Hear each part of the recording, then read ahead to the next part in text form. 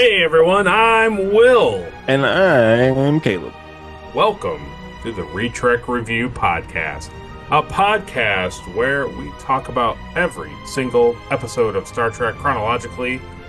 But here's the best part. Caleb hasn't seen a single episode. What is Star Trek? Is it like Star Wars? I've seen Star Wars. So don't click off this video, because if you do, you won't see Caleb's unique view of what the episode we're about to watch is. I hated it. You heard it here. Computer, begin program. Increase to full power! Gives me the creeps. I feel like something's watching us. Savick, you go right on quoting regulations. Hello, computer. I knew I needed that.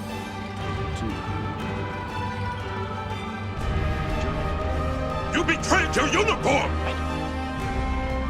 Target their cargo hold. Time to take out the garbage. Smooth as an android's bottom, eh, Data? I beg your pardon, sir. Aspires to be better than I Come on. It's gonna be fine. 5 years in space. God help me. This is the best day of my life! A phaser? You didn't use it? Swords are fun. Program complete. Enter when ready. Welcome back to another Retrek Review, where each week we talk about Star Trek, and this week we're talking about episode 8 of season 2 of Star Trek The Next Generation, and that episode is entitled A Matter of Honor. It originally aired February 6th, 1989. It was a teleplay by Burton Armus, who had also done a teleplay of The Outrageous Okona. It was a story by Wanda M. Hite, Gregory Amos, and Burton Armus. It was directed by Rob Bowman, who had also directed Where No One Has Gone Before, The Battle, Too Short a Season, Dated Lore, Heart of Glory, The Child, and Elementary Dear Data. The synopsis for A Matter of Honor is Riker serves as an exchange officer on a Klingon warship. So we had some guest appearances this week, and they were John Putch, who played Mendon, who also played Mordock in the previous Next Generation episode, Benzite character that Wesley gets confused with. Oh, same guy? It's the same actor, yeah. That's cool. Christopher Collins, who played Kargan. He's done a lot of different things, but he plays Starscream and many other Transformers in the original 84 Transformers TV show. He also plays Cobra Commander in G.I. Joe, A Real American Hero cartoon. Yeah, he plays a bunch of other, basically thugs usually. Then Brian Thompson, who played Clag. He's a pretty notable face. He's in tons of stuff. He's one of the punks in the Terminator movie that gets killed when they're yelling at the Terminator. Oh, okay. Give me a close now. He plays one of the German thugs in Three Amigos. He's also the Romulan admiral in Star Trek Enterprise that they show when they cut back to Romulus. Yeah. Yep, he's the guy with the long jaw and the thing, and he's controlling the ship and dictating. He's yelling at the Anar guy. That's the same guy. Yeah, Same actor. that's right. I do remember that. Yep, so that's Brian Thompson. Then we had Cole Meany as Miles O'Brien. We know him.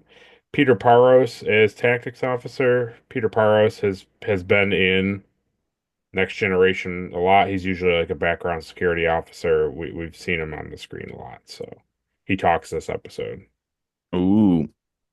And then Laura Drake as Vecma. So that was the intro and explanation of guest cast. But before we move on to supporters and Patreons members of the podcast, let's go over to Caleb and ask Caleb what he thought of the episode. Yeah. So here's the thing. This is probably like the first really good episode we've seen this season, or in fact, in the first 2 seasons.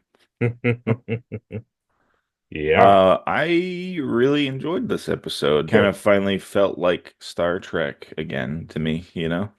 Yeah. Yeah, good. I'm gonna give it a 3 Akuda. It was fast and it was inexpensive, and that's Wow. how you make Star Trek. The best thing we've seen so far. So yeah, I really enjoyed it. That's great. That's really great to hear. Yep. And you really liked the unnatural selection, so this is a good stretch for you right now. Yeah, these last 2 episodes have been enjoyable.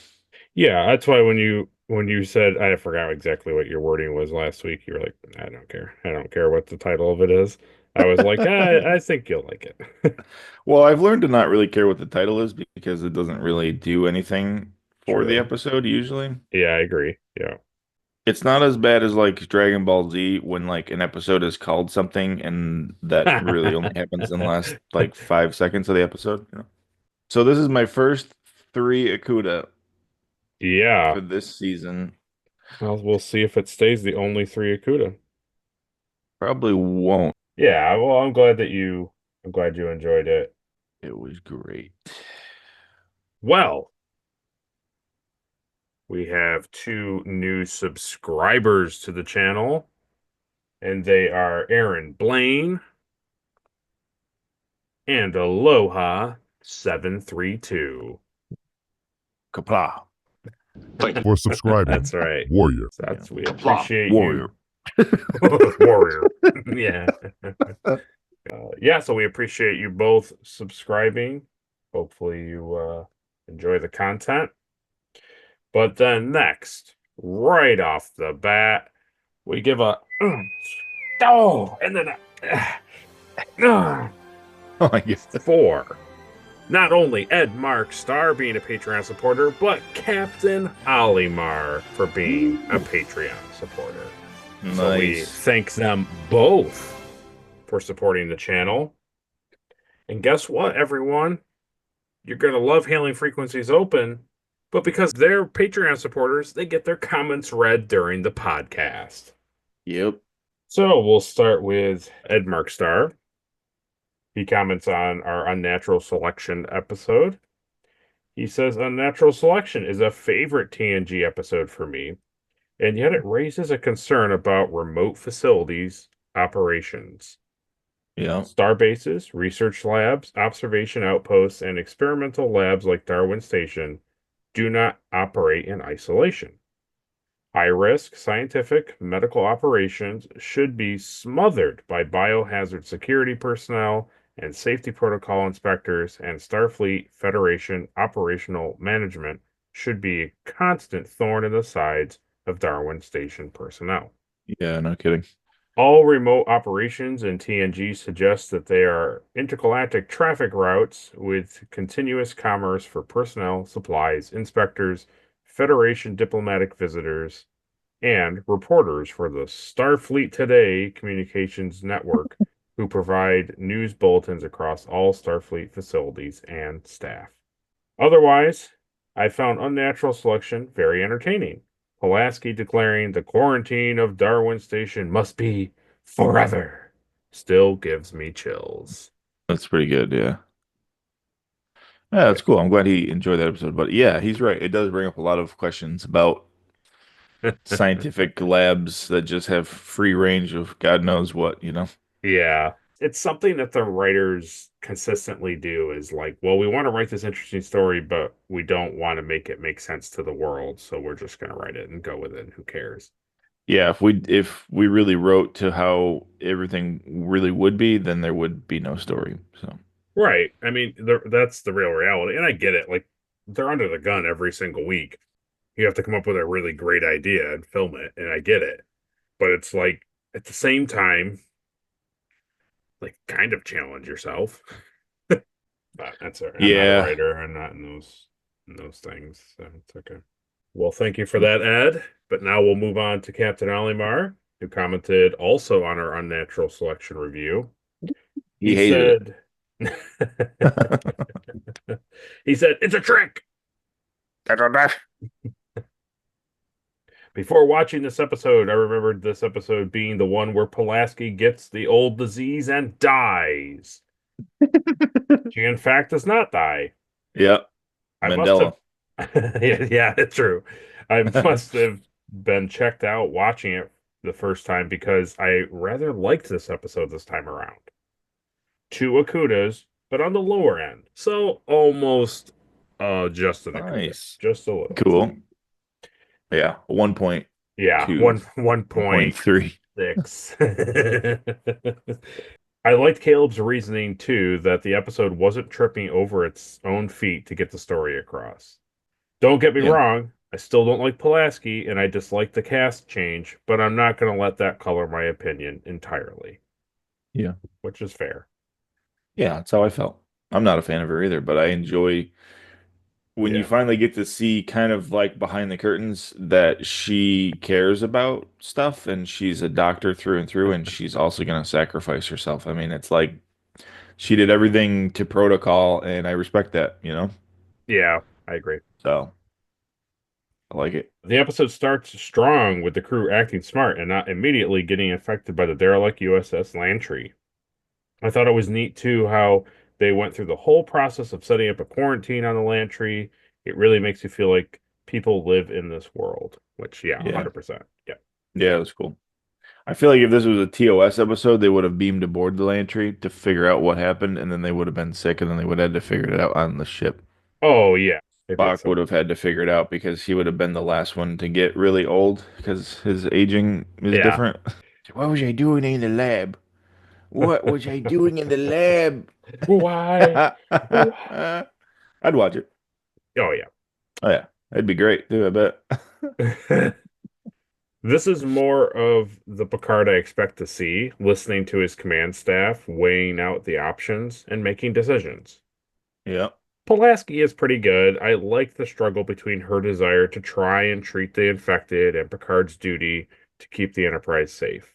Yeah. Yeah. I like that Pulaski owned up that she was too reckless when she got infected, and I felt like she was really trying to take the advice Deanna and Picard were giving her to heart. Yes. Yeah, true. Yeah. True, because she literally thought like, hey, it's gonna be totally fine. I'm just doing this to appease Picard. And then when it was not fine, she was like, okay, yeah, I really did just rush into this. Right, yeah, totally. It was my fault. And you're like, yeah, it was your fault. Good job. Good job. He says, no one felt dumb to me, just people trying to figure out a problem within the constraints presented to them. I liked when Will brought up the genetic wars. They suck. Yeah, they do. I agree that Star Trek II is overrated. Yeah, it is. Star Trek The Motion Picture is where it's at. I don't think he means that. I don't think he means that at all. He says the only thing they shoot in that movie is a rock. Oh, yeah. So 10 out of 10. 10 out of 10. And those uniforms? Beautiful. I don't Classic know. cinema. Let's guess. I'm gonna say his favorite is. It's definitely Search for Spock. It's I know he doesn't like Search for Spock. I mean, Voyage Home is easy, but I'm gonna say 6. If I were to sit down right now and watch one of them, it would be The Journey Home. Okay. I'd watch that one again. Yeah. He'll let us know in the comments. Down below. Normally, I would be bothered by the transporter just fixing the issue at the end of the day, but this time, at least they had to do a bit of sleuthing to figure out the solution. And technobabble. Yeah, right. Usually it's done in the most lazy way possible, with Picard turning to O'Brien, asking a single question, O'Brien saying no, but yes, then hitting the pad, and everything's fine.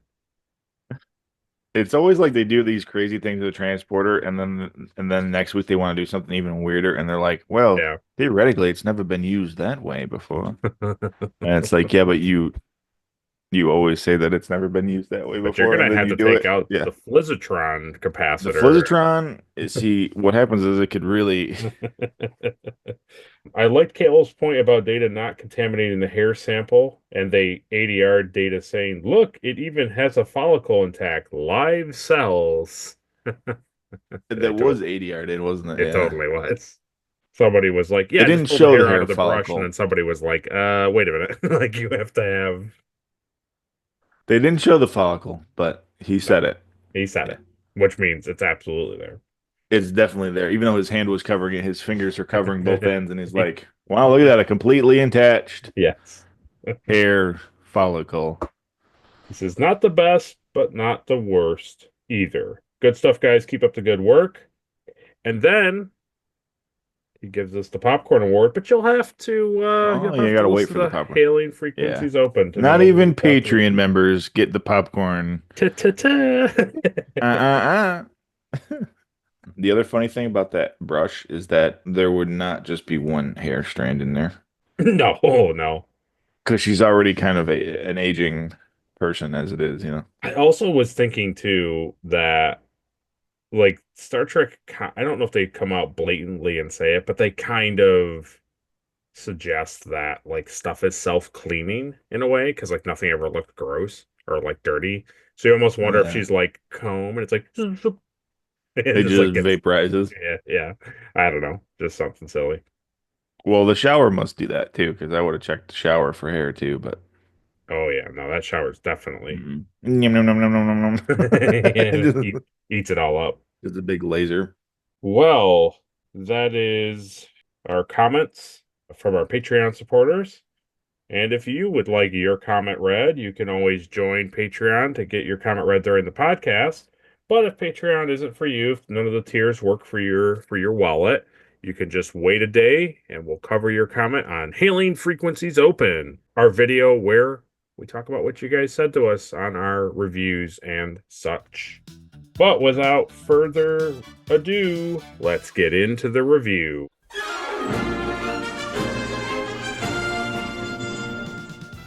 So I enjoyed seeing Data in the chair. That was nice. Yeah. We get to see Mendon, which, as they were explaining it, it was fine. Like, I was fine when they beamed up all these people. Because he was saying some of them were like replacement people, and that's fine. But they specifically kind of tack on this idea that Mendon is an exchange officer just like Riker is. Yeah. Is going to be, right? How Riker is going to be.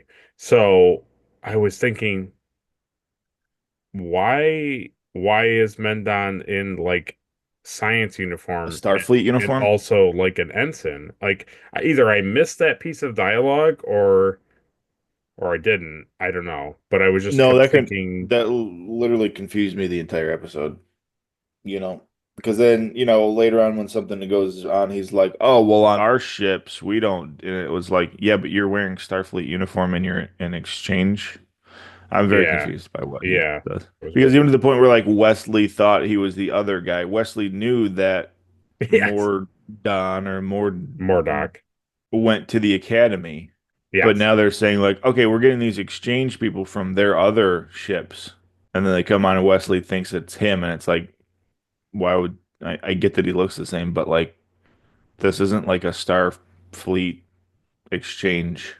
Right, exactly. So I just was confused to the whole thing. Yeah, that was confusing. I don't get it. There probably was like one sentence in the thing that like sort of explained it, but I don't know. Yeah, because my reasoning is like, well, maybe they put uniforms on to be on the ship, but Riker didn't put on Klingon garb to go on the Klingon ship. Right. So, and also I'm pretty sure Mendon had the rank of ensign. He had like a pip on his thing. So it was like and they kept calling him ensign. Yeah. Right. So it's like, yeah, I don't know. It Don't confused me know. as well. Don't know. I like what they end up doing with this character, and like that's fine. It just was strange to have him in the setup that he was in. I like that they get one exchange student and he almost causes an intergalactic war. Yeah. Yeah, but he was looking at this really long. Yeah, that was really funny. The phaser training. That was sweet. I thought you'd like that. Yeah, more of that, please. I get that, like, it's the future. Yeah. but like the pose, the phaser pose. Oh yes, He has his arm like extended out, yeah, and he's got yeah. the I one know. arm. It's like you still aim with your eye, like you Yeah, still even with a phaser, you can still hold it here and aim. yeah, It's got no yeah. sights on it. No, It's just so you're just shooting by feel, basically. yeah. You got to feel it. The phaser has like an auto targeting thing on it, so Of course it does. Yeah. No, that's my mistake, obviously. yeah, obviously. No. Yeah, no. But you can still miss. Yeah, oh yeah, no, yeah. I agree. It's just supposed to make them look like real. Like Yeah. the thing that made me laugh about it was, I'm not sure if it would have been too much of a fourth wall break, but I thought it would have been cool if Picard shot like the camera before it went to the music intro. Because he shoots like above it and then it like fades to black. But I was thinking it would have been much better if he was like, and just like the beam came at the screen kind of a thing. The security camera. Yeah. I find it funny. Now, obviously, it's because like later on they're like, well, we should show other cool parts of the ship, which I get. But it's just very funny to me that like Yar never spent any time in here training. No. She had her training dummy, remember? Just flip him. That's all she did. Flip, flip, flip, flip, flip, flip, flip. Now, say a guy's coming at you with a knife, right? Flip him. You flip him like this. Like, yeah, but everybody we fight has like laser weapons and Yeah, stuff. you sneak up on him and you flip him. Well, you flip him. Pretty hard to shoot a laser if you're flipped, isn't it? Yeah. I thought, how did you feel about it? But I thought that Worf stating that he studied his heritage was decent. It does help. It does help. Yeah. I enjoyed the fact that they like addressed it and that why would he be familiar with any of this? It made sense to me. Studied his heritage, and if you told me like next episode that sometimes he spends a lot of time in the holodeck simulated like Klingon environments, then I would be even more like, okay, I accept his character.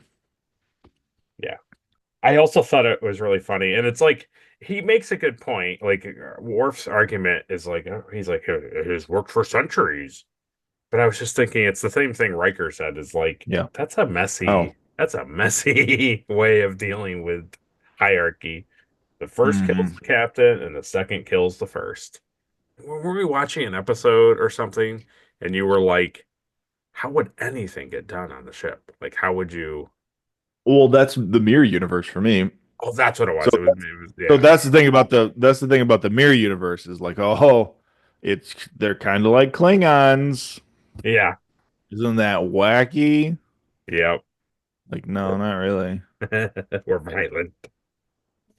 The first kills the captain, and then his first kills him, and then his first kills him. And then then the before third you know officer it, kills there's the nobody on the ship. Everybody wants to be the captain, even though you're gonna die. Yeah. That's why you get like Spock in the mirror universe, where he's just like, I have no desire to be captain. It's like, yeah, no, I wouldn't either. Like, that doesn't make any sense to me. Yeah. You're like, no, that's all right, man. You can have it. I don't. Nah. I'll just I'm sit the over here. captain, and I have my own security crew follow me around to make sure that nobody kills me to become captain. What? Your society is weird. But I love it. But I love it. But I love it. I think it's a big fail on Wesley's end where Mendon asks him a question about, like, hey, so if an officer has like a really good idea, he should just bring it up to the captain, right? And Wesley's like, I've never heard the captain ever reject an officer's idea. It's like, dude, maybe clue him in, just clue him in. Hey, that's great, but you should talk to the the officer in oversight. Talk to him, let him know what your thoughts are. Also, Picard literally has told you many times to shut up and stop talking and doesn't want to hear what you have to say. So, no, he's not really open to just ensigns being like, hey, we should do this thing, Captain. And then the thing that made me laugh was where you've been. The thing that made me laugh was that Mendon says it, and he's like, "Oh, excellent," and then he walks away, and then they cut to Wesley. Wesley's like, "Oh, That's gonna be bad. I Well, was just like, wait, what are you doing? well, he's gonna have to learn like I did. Shut up, Mendon." Shut up, Hendon. Go breathe in your water vapor somewhere else. Then we have Riker eating all of that delicious food. I did like that. I thought that was cool. He had the replicator make all that Klingon stuff that he was eating. Yeah, so you bring up a great point. It's really interesting to think that Klingons sent their food recipes over to the Federation so that their replicators Have all the make them. ingredients. It's an interesting exchange, like, because like, okay, yeah, Worf is it on the Enterprise, and sure, he might have some of that, but in reality, it's not like other Klingons are on ships. It's not like they're ordering that. It's literally for Federation True. members to order and eat. You know what I mean? It's an interesting. I bet there's some highbrow people like on Earth that are like, "Oh, this is a Klingon delicacy. Yeah. Oh, how wonderful!" And they'd like just pretend to like it, to I be eat Pippius Claw all the time. Pippius. Oh, I love this Pippius Claw. But I did like that. I liked him doing like research before he went over there. Yeah.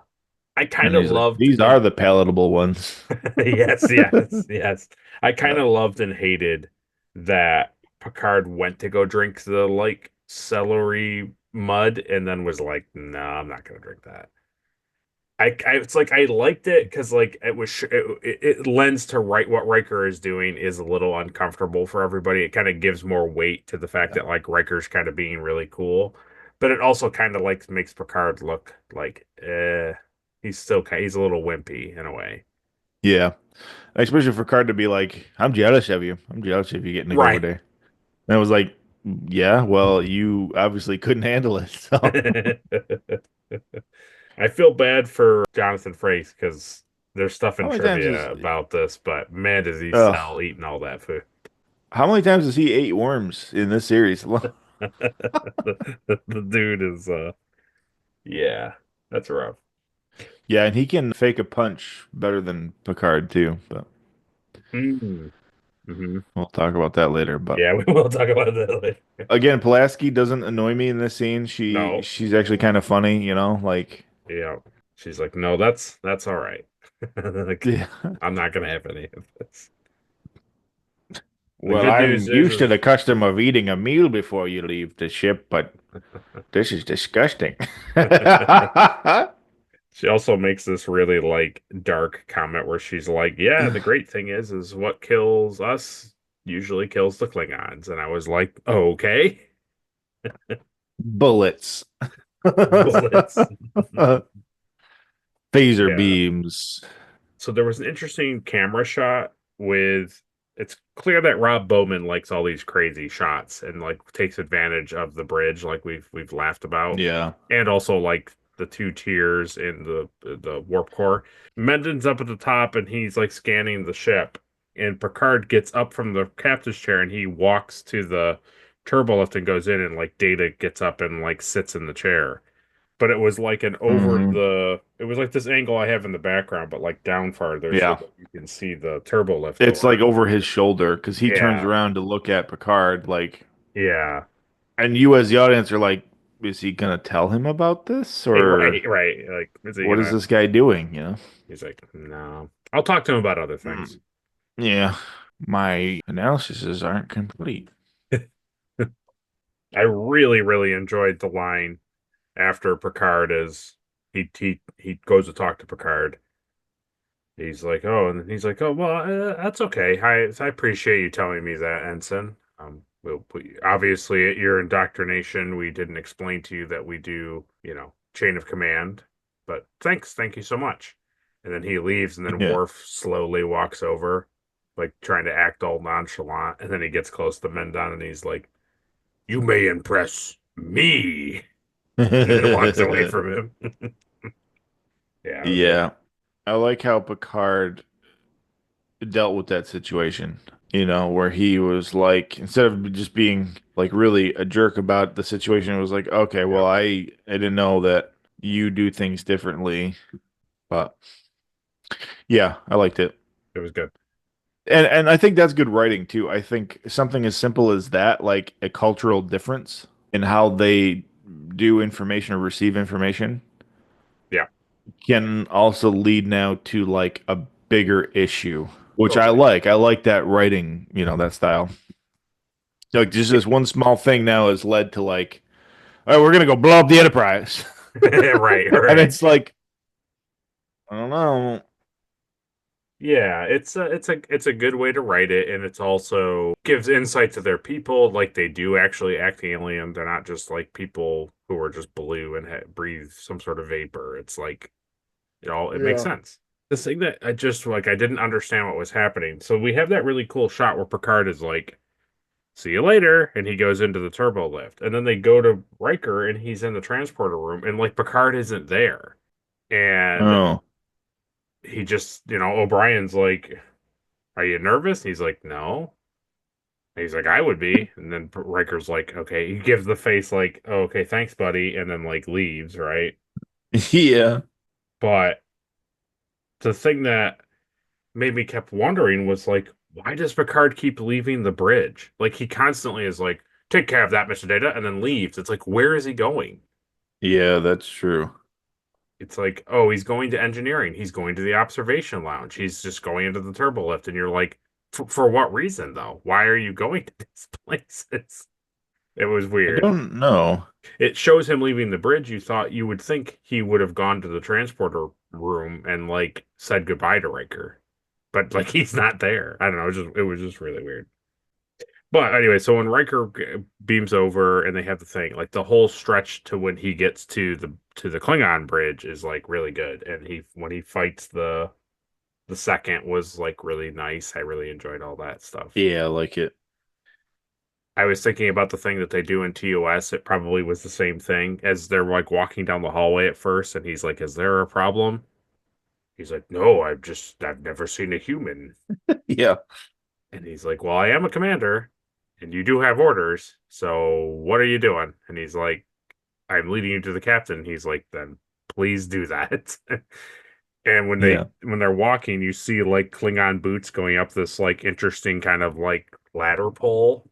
Hmm. And I was just thinking, that's totally that guy is just hovering above camera, like on this thing. Oh yeah, he's just standing on top of the top ring. Right. He gets up there and fighting him and Kargan doing the whole thing. I just I don't know, I really enjoyed all of that setup. Yeah, it was really great. Are you loyal It to was like me? it's one of those things where it's like I wouldn't want anybody but Riker to do this, you know? Yeah. Like he's great in this episode. Yeah, that's true. And it's more of just like, well, I'm gonna go suffer through this. It's more like, well, no, I actually really want to like understand like how they operate. And I, also have taken an interest in them as people. Yeah, I mean, not to really drudge up a really bad episode, but it kind of lends to a line that he says in Angel One where he talks about how he put feathers on at this one planet and like he puts on their garb and Oh like yeah. he does a lot of diplomatic things and it's like it kind of lends to that because it's like here he is and he's legitimately like fitting in with the crew. Yeah. He like takes Yeah. Worf's Yeah, he is. advice like to heart, and when the second kind of says some stuff, he doesn't just go like, "Okay, whatever," and like ignores him like any person in Starfleet would do. Yeah. You wouldn't antagonize the guy. You would just be like, "Well, he said something rude, and I'm gonna ignore it." Instead, Yeah. he's like, "No, you fight this guy. This is what they Yeah. do. This is their culture." Yeah, you make him respect you. Right? Exactly. And he does Yeah. almost to the point where, he kind of is more towards like leaning on Riker's side at the end, and the real captain's like, maybe you're getting a little soft being around this human. Yeah. I Yeah. like Yeah. that. Yeah. I Oh, like my too that fault. Kargan didn't really care that Riker like destroyed some sort of panel on the bridge. He was like, "Yes." No. Yes. but you also serve me. Right. He's Yeah. like, of course. Of Captain. course. Of course. Of course, Captain. Well, this is the halfway point. So go down to the comment section and tell us your loyalty. Who are you loyal To to? the Retrek review. What Star Trek podcast are you loyal to? Yeah.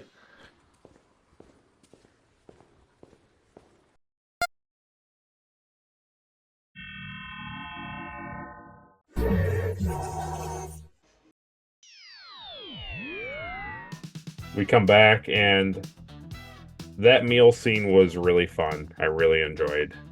It's great. It's great. Yeah.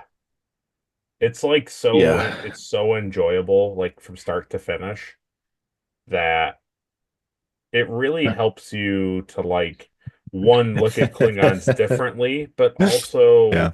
it really helps you appreciate like how much writing went into all of that. Like how much they honestly really sat and Yeah. thought about all of that. Because he's sitting there and he's eating, and they're like, "Oh, you're not eating very much." And he's like, "Oh, I'm not really hungry." And they're like, "Oh, well, is it because it doesn't taste good?" And then he's like, "No, this is delicious. This is delicious. This is delicious." And then the Gok comes out and he's like, "Oh, this is Gok." And he's like, "Yes, it is Gok. Yes." And he's like, "But it's still moving." And he's like, yeah, because it's best when it's live." Like, oh. And he's like, "Would you like something easier?" Yeah. He's like, yeah, I know. He's like, something easier. And he's like, yeah, perhaps one of the females can breastfeed you. I was like, oh man, this is getting good. This is getting good. And they all laugh at him, and he even laughs because he finds it. Yeah. Yeah. I really enjoy it. It was just good. It was good. Yeah. Then I'll have this one. I'll have this one. This is mine, yeah. And then he's mine. like, is she serious? He's like, "Oh yeah." Oh yes. Yes. That's another great part too, where they're like, well, what do you think, Riker? Do you think you could handle it? He's like, he's trying to be part of the gang, and Yeah, he's like, one or both. And they're like, oh. Yeah, it And then takes him she's a like- second because he starts to then he laughs, Yeah. and they're like, "Oh, he's joking with us." Got it. Yeah. And then she's like, yeah, I'll come back later. He's just like, oh God, I didn't really. I was just trying to. I was just trying to fit in. I was just trying to be part of the cool kids, Yeah.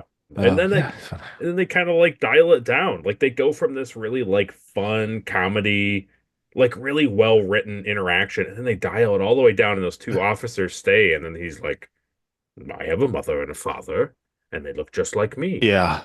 And he's like, "Are they alive?" And he's like, "My mother is alive, but my father, he died in some battle." And then it's like, "What about your father?" And then he's like, "I do not speak to my father." My father was not allowed to die. Yeah. Yeah. He was captured by Romulans.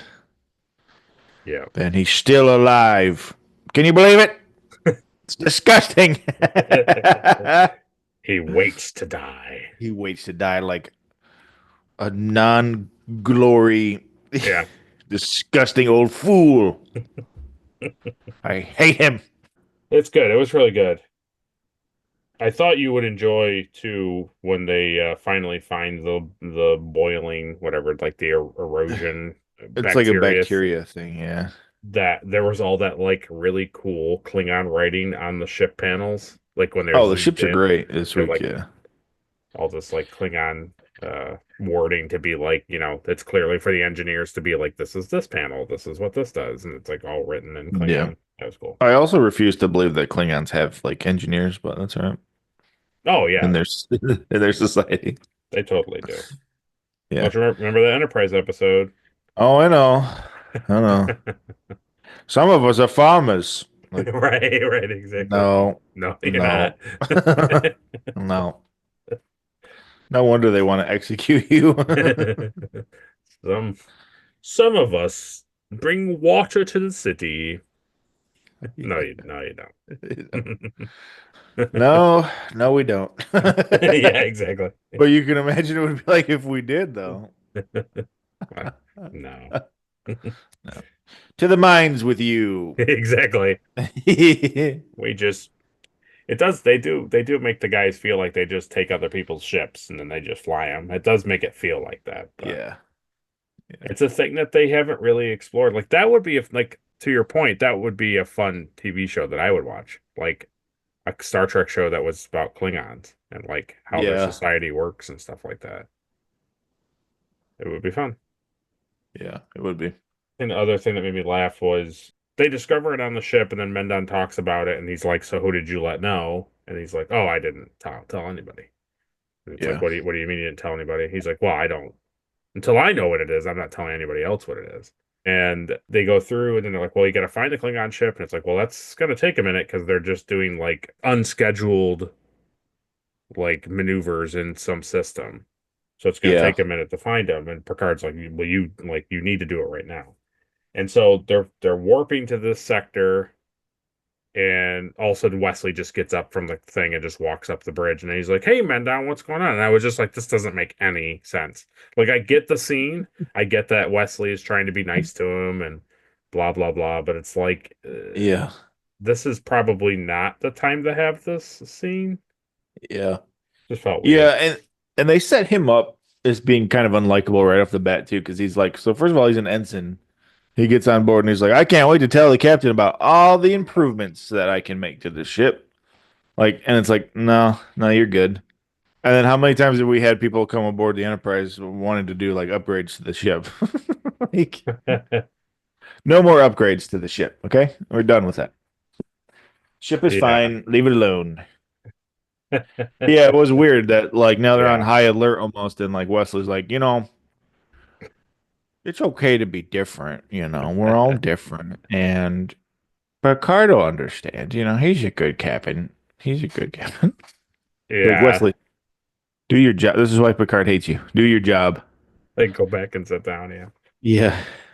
He sidebars him and he's like, "Listen, why are you doing this?" He's like, "Well, I'm trying to be your friend." He's like, "Oh, got it. You're trying to be my friend." Like, what do you think he was Yeah. doing? Yeah, it really served no purpose that Yeah. that scene. Yeah. I think the one thing I really don't enjoy about the episode, and maybe you agree, is I kind of don't like that Captain Kargan goes from like relatively normal for a Klingon to like an Mhm. absolute moron. Yeah. I get that like the whole premise is like fight first and suspicion and blah blah blah. But it's like it's such a leap of motives and understanding to assume that the Enterprise was like, we're gonna put this thing on the ship and leave our officer here and then leave Yeah. and then hope you don't find it and there's no way to fix it. Yeah. And Yep. then Yep. I mean the guy literally says to him like, why would they do that? Like Yeah. humans don't do this kind of stuff to die. They're not eager to die like us. And he's I like, like that though. I like that where he's like, you know, even if he's a spy, like the humans don't send people to their deaths like we do. right, Like he's not a Klingon. right. I like that. I like that reasoning. I thought that was good. It was they make great arguments to the captain, but like the captain himself is Himself is like really just like, nope, it's the Enterprise. We're gonna go blow it up. they're like, oh, okay. So he just like I just felt like he became a little bit of like the bad guy Yeah, for script writing. stereotypical Yeah, like Klingon guy. Yeah. well, to make it interesting, he's just got to be super prejudiced and like paranoid and crazy, and you're like, okay. But he wasn't really like that in the beginning part of the episode. No, Like, well, now and he neither is. was anybody else on the bridge either. Right, exactly. It's just one of those writing things to get, to Yes. resolve the situation. Yeah, totally. But the thing that was very Klingon, and it made me laugh, was he was like, "You just got punked," and it was like, "Why don't you just tell me all the secrets of the Enterprise?" And he's like, "I will not do that." And he's like, but you're loyal to me, buddy." And he's like, "Yeah, I am loyal to you, but I'm not going to tell you the secrets." And he's like, "Good, because if you had told me the secrets, I would have killed you where you stand." You would have been a traitor to the Enterprise, and I would not have. I would have killed you here. You're a liar. Then Your he word means nothing. then oh, he points to the jeez. camera and he's like, "See right there? We got you on camera, buddy. You just got punked." Like it just felt like he was setting him up, and then Yeah. oh, we didn't. We were just fooling you. Yeah. This is also the scene too where they're like, he's like, well, the only ship we've come in contact has been the Enterprise. And he's like, okay, but Oh that yeah, doesn't mean the Enterprise put it on there. And he's like, well, the Enterprise scanned this specific section for like 3 minutes. They saw it. They knew it was there. They saw it. And yeah. you're like, okay. So what does that like mean, It's like, we'll explain why they did that. And he's like, I can't explain why they did that. Made me laugh. I like it. I like it. Well, that sounds like it's time for trivia. Oh, not again.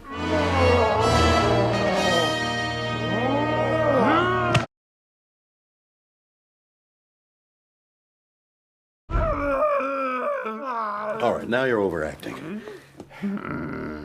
Director Rob Bowman remarked, Jonathan Frakes and I really got into that episode. That was a fun one to do.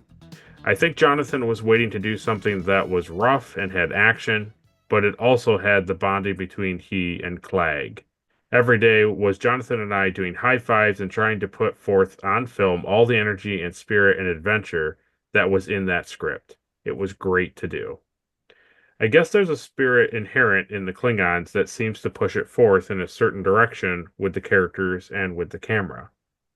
I was going through my divorce at that time and was escaping into the world of space for some happiness. Probably helped me to concentrate a little better.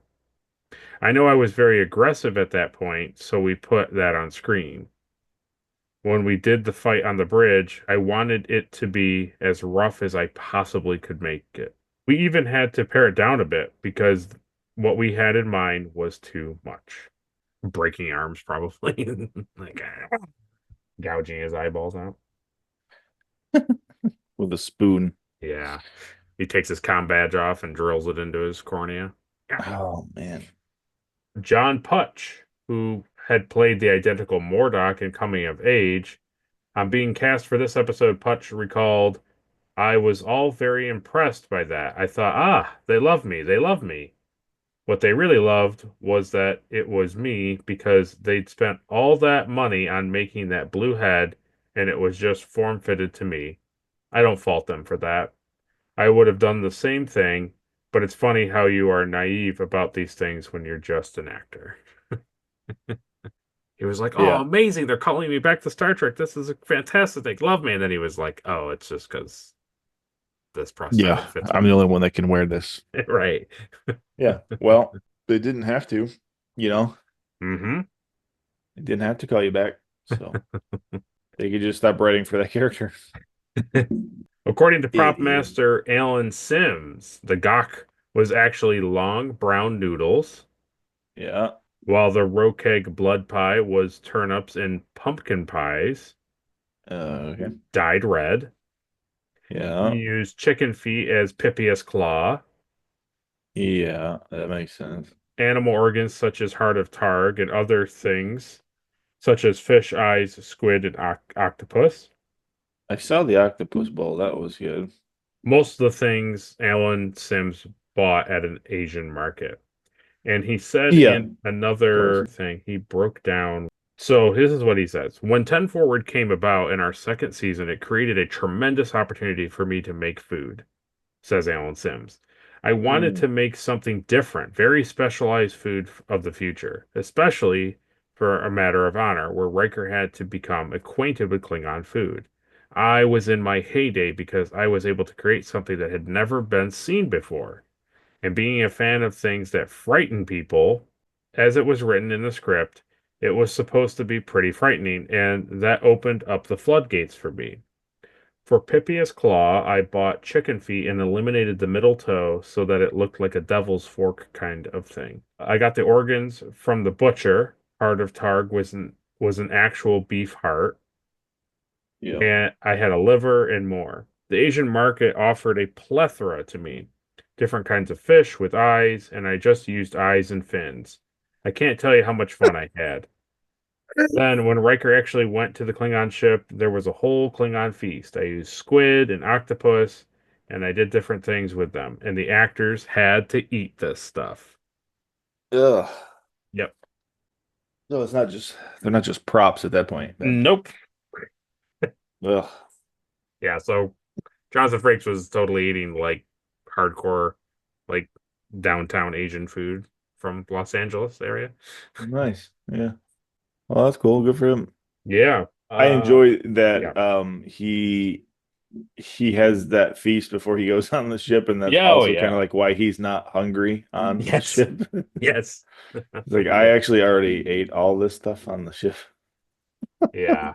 It says here that the Matter of Honor was given a 12.2 rating on the Nielsen Television Index, the highest rating to that point on Next Generation, making it one of the most watched episodes of the series at the time. It's true. Yeah, pretty cool. Let's see some pictures. So these pictures were likely taken during either the Outrageous Okona or maybe Loud as a Whisper. So you'll get to see these. Oh, that's cool. Yeah, thought you would like that. Yeah. So while they were filming Star Trek V, The Final Frontier, they came over to the set and were like visiting with the TNG crew. That's cool. And then this one.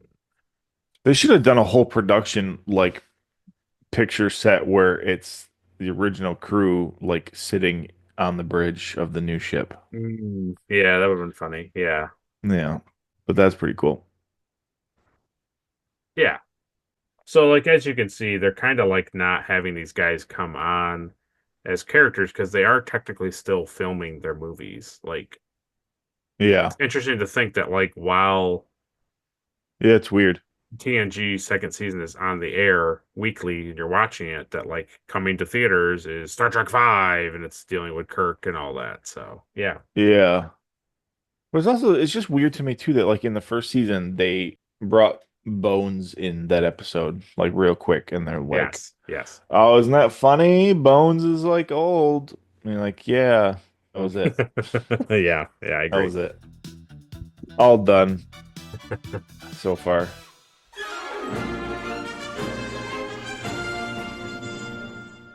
Yeah, so that was trivia. I don't know. I could be 100% wrong. I want everybody to let me know in the comments. Riker tricks Kargan to get beamed to the Enterprise. Yeah. What is that? A weapon? Is that a weapon? Yo, give it to me. Let me see it. So he beams over. He turns around to shoot. Worf knocks him out. Great. He is only dazed, sir. They take him over to the other side of the bridge. And then when he shouts, I demand to be beamed back aboard my vessel, it feels like, and this is where it comes in, it feels like to me, and I kept going back and forth, it feels like that is a completely different actor shouting that. It does, feels doesn't like it? they put a different actor in that makeup and had him shout that thing, and it's not the same guy who was just on the bridge who got stunned. I don't know. It does feel different, yeah. It's hard to know because the Klingon vessel is so dark and red light, and now you're on a brightly lit Enterprise. But I don't know. It's also funny that they knock him out and then they pick him up and put him against the wall. Yeah, right. Yeah, they just pin him up against the wall. Yeah, so I don't know. It just really made me feel like it was a completely like they needed that scene and they had forgot to film with that guy, so they put like a different guy in Klingon makeup and uniform and made him shout it. But yeah, I kind of did. And then the last thing I had was that the whole Worf Riker ending at the end where they're going through the corridor was like really nice. I enjoyed all that. I did like that. I really do enjoy Riker beaming the captain on board so that he can take command of the ship. And then when he comes on the screen, he, identifies himself as the captain of the ship. He's like, lower your shields and surrender. I really enjoyed it. I was like, this is great, like he's obviously playing the role, but like, yeah, it's great. He doesn't let him down, right? He stays loyal to the other ship. Yeah. It's really great. And then when the captain gets back on board, he's talking to him about his command, and he's like, he does that thing where Riker's like, "Arr." Oh, and he like yeah. growls at him, Yeah, yeah, and then he hits him. I yeah. was like, man, Riker can take a punch. He certainly can. And the thing too, it was nice He did, touch to like keep Kargan in place is right. The yeah, first he has to basically climb the ladder again. The captain has to climb the ladder again because yeah, he got yeah, bested. because So Riker knows that like his crew's not going to respect him unless he takes back yeah, over control of the ship like through hostile means. right, exactly. Yeah. Yeah, it's great. It's really good that he understands. Because then even Picard's like, "Oh, I guess you didn't learn like when to duck." And he's Yes, like, yes. "Oh no, it's much more important to learn when not to duck, Picard." Yeah. And I was like, "Yeah, yeah, Yeah. yeah, Yeah, yeah, it's good. It's really good." it is really good. Well, that was the review of the episode. An enjoyable one for sure. But before we conclude the episode, let's do the thing that everyone's been waiting for. No, they're not gonna hold me down, 'cause I've got faith of the heart. So, Caleb, who gets the Erica Ortegas Award for being the most unlikable? I'm gonna say Mendak. Yeah, Yeah, Mendon Mendak. is an easy choice. Yeah, that's good. Not a fan. Yeah. I don't really think there would be really. I mean, Kargan, but he's not really terrible through the whole episode. So, yeah, that's a No, good choice. Good choice. Okay, next is the Elizabeth Cutler Award for being the most forgettable. Deanna. Yeah. Yeah, I didn't even bring it up in trivia, but Deanna and Jordy aren't even in the episode. Oh yeah, the Yep, Georgester. the Well, Jorder. nothing happens in engineering, so No. Picard goes there, but we don't know why. no. Just to go say hi to him. Hey, I haven't seen you in a minute. Hey, Jordy. Yeah. Are you working on a new ship? I it's it's almost like the two things. Think about it, really. I'm probably going to hurt the show a little bit by saying this, but it's it's just the truth. You don't have Deanna in the episode so that she can't sense Mendon's emotions about keeping something to himself. So she would speak up and be like, "Oh, he's totally keeping something to himself." And then Yeah. Picard like addresses him earlier, and then it's like it's not that much of a problem, right? Because like as soon as he's scanning the Klingon ship, she would be like, "Oh, what are you keeping to yourself?" Like, "Oh, he's nervous" or whatever. So you have to not have her on the bridge because, one of your Avengers would Yeah. solve the problem really quickly. Yeah. And then the other thing is, Well, pretty sure chief engineer would know that something is on the hull and eating the ship. So it's like, can't have that guy on the ship. Can't have him involved because yeah. he would be very well aware of what's happening, especially where it was. It was like low on the ship, so it would be like near engineering. Yeah. So, yeah. Yeah, that's really true. That would outdo the entire episode, Oh yeah. Having literally just those two characters on the show, you'd have to rewrite a lot of the scenes on the Yeah. Enterprise, at least. The Klingon stuff was fine, but on the Enterprise, you'd have to rewrite a lot of stuff. Well, that was a good choice, Deanna. Next is the Mugatu Award for the best alien of the episode. Let's go with the Klingons. Yeah, nice. Did you have a favorite one or just Klingons in The general? Klingon ladies. Oh no, I shouldn't have asked. I shouldn't have asked. The one who speaks to him or the one who just stares at him?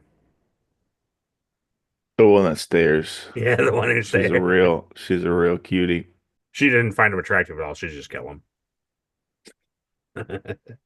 Next is the Trip Tucker Award for the MVP of the episode. Definitely Riker. Yeah, totally. Or is it Worf for giving him the transport beacon? Because he's not really Riker's not really the MVP. He didn't really have to go aboard the Klingon vessel. Ooh. But because of Worf. Yeah, it's Worf. Worf's MVP. Worf is going to be the MVP. Nice. Yeah. Yeah. He gave him that little beacon. You must secrete this in a place where no one looks. Put it in your pocket. Oh, yeah, we don't have pockets. Shoot. Put it in your shoes. Put it in your Klingon pocket. I have He's like, stitched you a pair of pants that oh, have pockets. oh yes, that's right. You don't have a Klingon pocket. That's good. That'll shake it up a little bit. I like it. Shake it up. Next is the Spock Award for the best line of the episode. Let's go with the duck one. All right. Yeah, that's good. It's a fun exchange. Him getting hit and everything. Yeah, I don't know. It's just a really good episode. Yeah, very good. Well, next is the Shran Award for the best action sequence. Riker beating up the first lieutenant Yeah. guy. Smashing him into that council. I like how he catches them by surprise at first. He's like, that's ridiculous. I'm not gonna. I like that part too when he's getting up and he's like, oh yeah, you're trying to stand up? Well, I'm tripping you and you're going back down. He gives him the old Starfleet trip. Oh no. Yeah. Could you imagine the terrible thing if it was like, oh no, they do this to the death, right? Remember, it's to the death. So Supposed to be to the death, yeah. Kargan's like, kill him.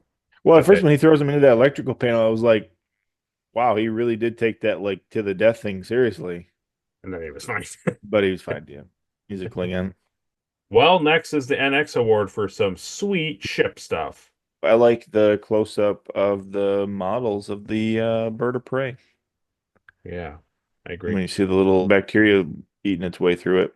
I thought the bacteria was gonna like cover the ship and make the ship not function. I didn't know it was gonna like eat through the hull. That's even worse. Yeah. Yeah.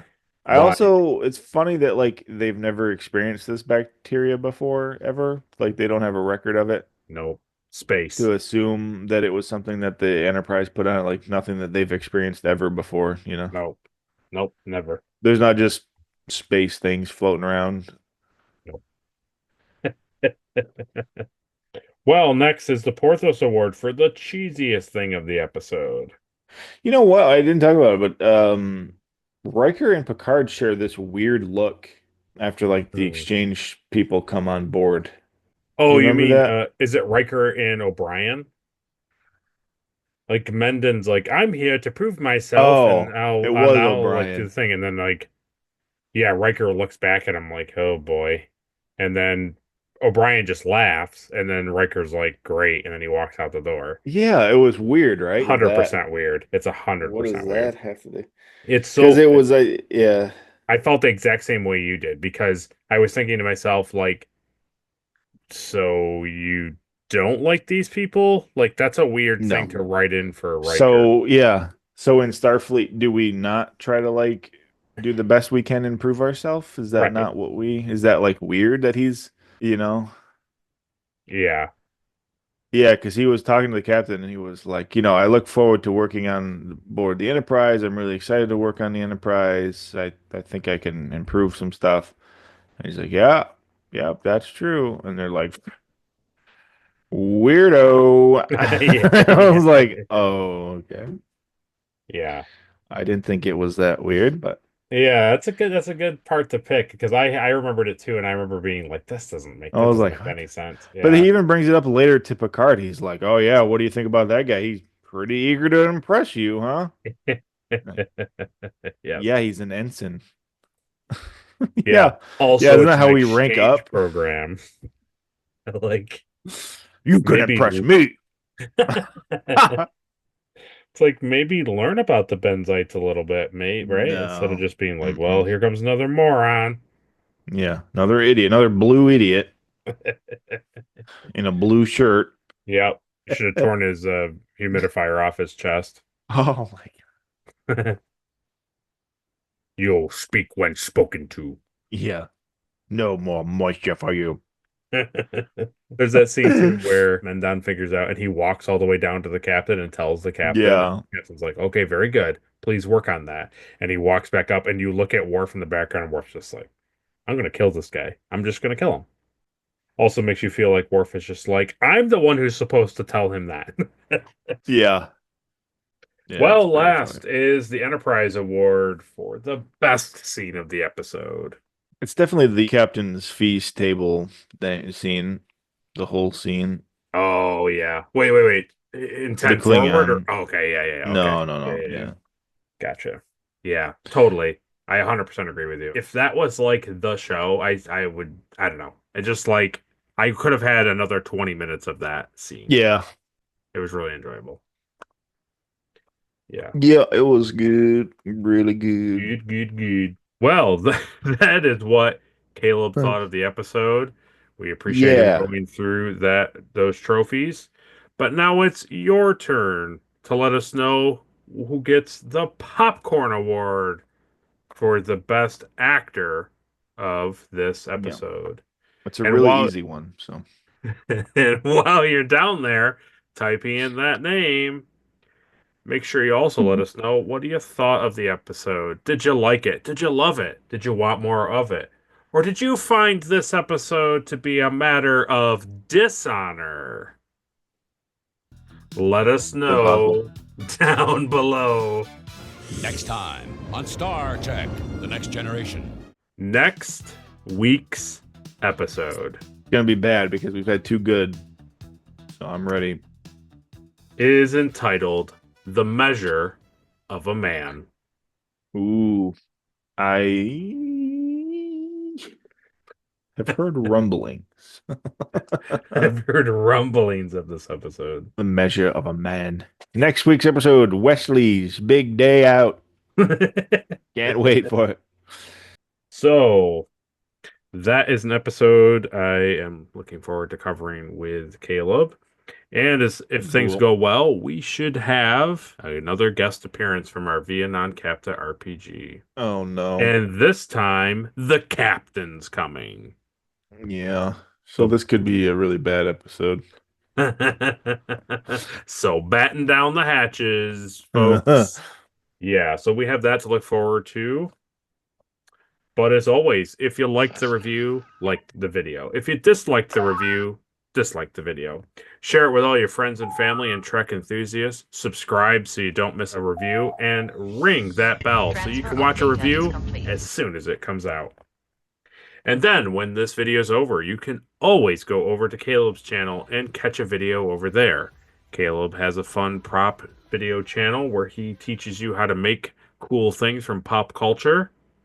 But we also have other podcasts over there where we talk about things not always Star Trek related, like Dragon Ball Z and Star Wars and Jurassic Park.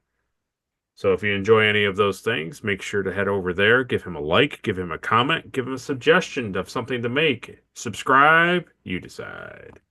So we appreciate everyone watching, following along. We thank Ed Mark Starr and Captain Alimar once again for their Patreon support. We appreciate them keeping both us afloat. Oh, and Caleb, so we made Ed Mark Starr the chief engineer. So who's Captain Alimar? Is he the captain? Yeah. I guess he can be the captain. I mean, yeah, I guess, right? I mean, he could be the captain of the ship. That's his name. It's kind of hard to put him somewhere else. I don't know. Yeah. Yeah, Ed Mark Starr is our chief engineer, and Captain Alimar has now just been appointed as captain of the Retrek Review.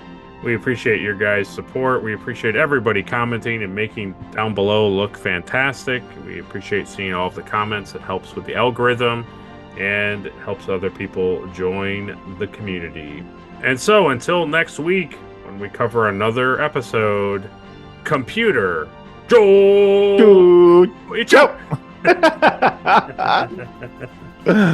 Oh, man. See you guys. It's still my favorite.